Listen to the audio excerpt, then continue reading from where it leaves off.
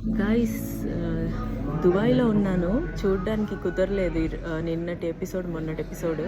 మన Bharani and Suman Shetty eliminate అయిపోయారు. నాకు చాలా ప్రశాంతంగా అనిపించింది. అండ్ చాలామంది రెచ్చిపోయారు కదా, మా సుమన్ అన్న తోపు, తురుము అని చెప్పేసి. వాళ్ళ పరిస్థితి ఏంటా అని ఆలోచిస్తున్నా.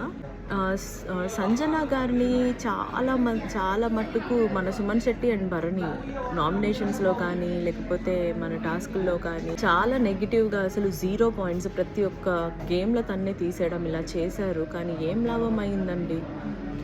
మన సంజన గారే టాప్ 5 కంటెస్టెంట్ ఆల్రెడీ, అది తెలిసిందే.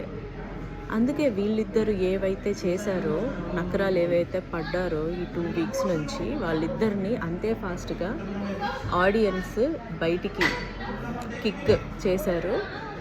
సో ఈ టాప్ 5లో ఎవరు ఏ ప్లేస్లో ఉండాలి అని మీరు అనుకుంటున్నారో నాకు కామెంట్ చేయండి.